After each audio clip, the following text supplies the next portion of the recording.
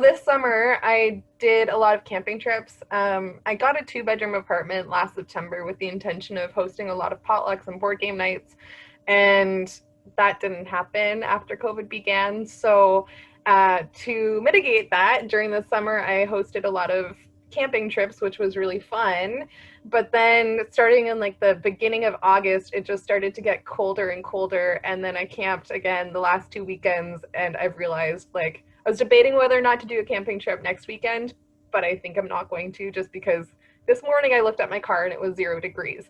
So to go around that, we are getting colder weather, at least here in Ottawa, um, which for me, who has seasonal affective disorder, it can be something that I'm not looking forward to.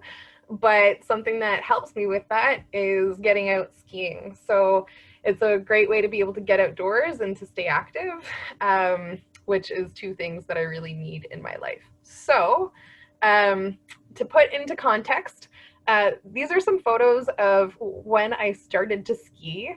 So there's a photo of me on plastic skis in my backyard from when I was 2, because my grandmother loved to ski. She used to hike up like hills just to go ski, back before chairlifts existed.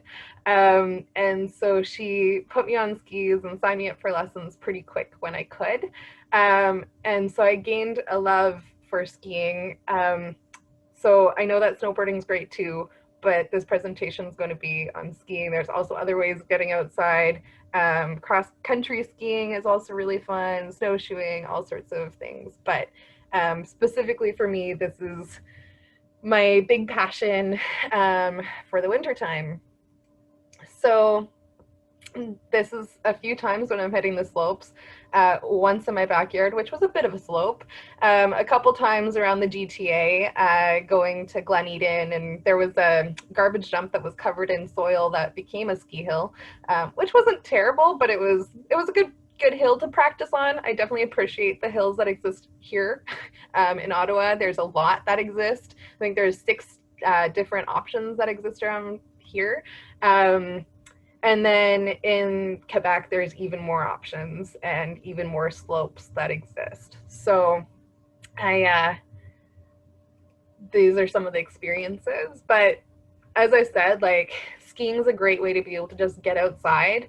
And there's actually some serious benefits to moving your body. And I know for me, working from home, working a desk job, my body gets sore pretty quick. And getting outside and moving for hikes and for camping has been helpful.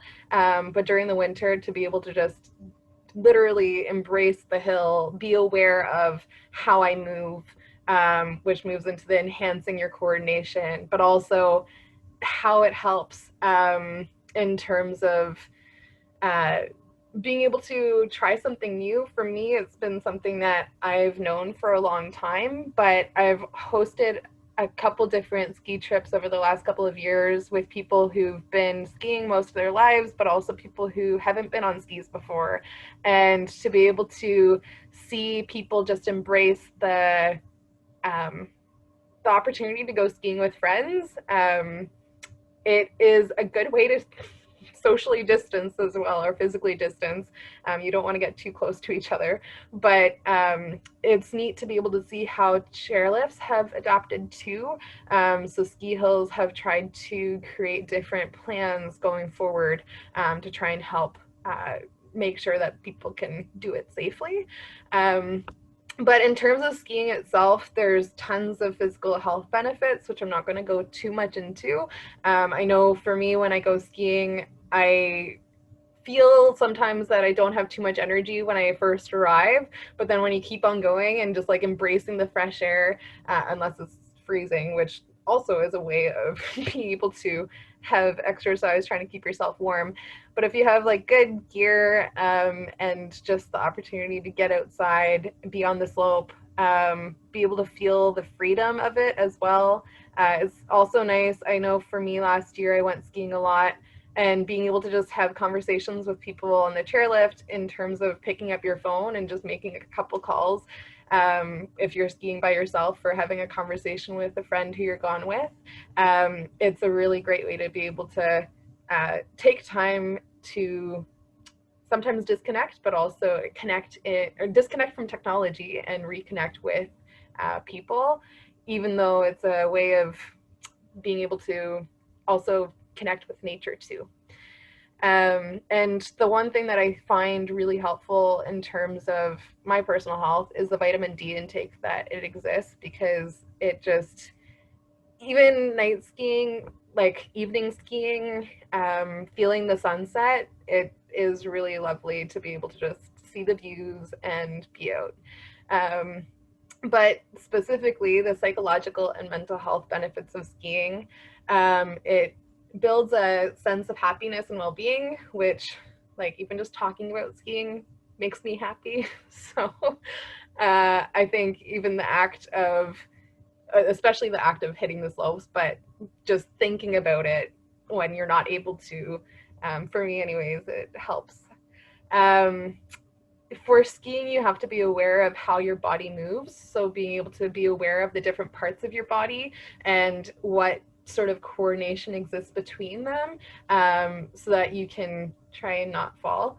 It helps connect with your core, and with the different movements that your body creates, which is something that I think isn't, unless like through meditation or mindfulness, like that also brings that out. But for me, like when I'm skiing, I'm really aware of like how my arms are when I'm moving my poles, and how my legs are in terms of the hill slope. And that's something that I find helpful, just to be centered in the moment.